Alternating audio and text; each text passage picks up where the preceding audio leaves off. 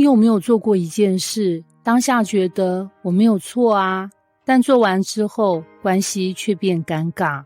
你講了一句很誠實的話，對方卻冷掉。你做了一個你覺得很合理的決定，結果氣氛變奇怪。你心裡想，我又沒做錯，為什麼變成我怪？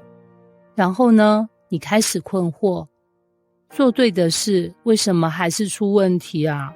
好，今天這段哥林多前書10章23到33節，就是在解這個超現實的難題。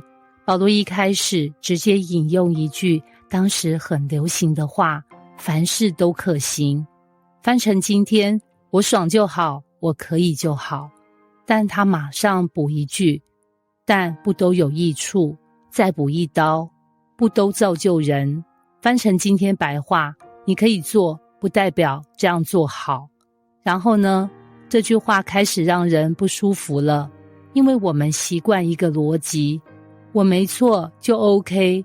但保羅在講的是，不只是你對不對，而是有沒有讓人更好。接着他直接丟一個原則，無論何人，不要求自己的益處，乃要求別人的益處。翻成今天，你不要只想你自己。這句聽起來很簡單，但實際上超難哦。因為我們每天的決定幾乎都是，我舒服嗎？我開心嗎？我想不想？然後呢，關係就卡住。接着保羅舉一個很生活的例子，去市場買東西，他說不用每樣都問這有沒有問題，可以自由的吃。翻成今天，你不用活得神經兮兮，什麼都怕。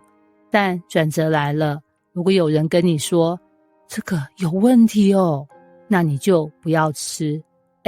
這很矛盾耶。剛剛不是說可以嗎？怎麼現在又不行了？關鍵來了，不是因為東西變了，是因為有人在看。翻成今天，同一件事在不同情境下，選擇可能不一樣。不是你有沒有原則，是你開始有更高的考量。保羅說，這不是為了你自己的良心，是為了別人的良心。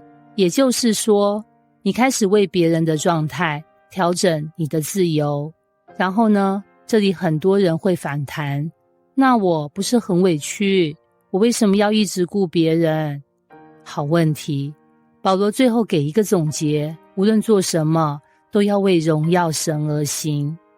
翻成今天，你的人生不只是為了自己順不順，是為了讓神得榮耀。然後他再補一句很實際的，不要讓人跌倒，無論是誰。翻成今天，你不只是活給自己看，你的生活會影響別人耶。最後他講一句很猛的，我凡事都叫眾人喜歡，不求自己的益處，只求眾人的益處，使他們得救。翻成今天，我不是在討好，我是在選擇一種更有影響力的活法。這不是沒有立場，是有更高的目標。然後呢，你會發現一個很大的轉變，初級思維，我有沒有錯？進階思維，這樣有沒有幫助？成熟思維，這樣有沒有榮耀神，造就人？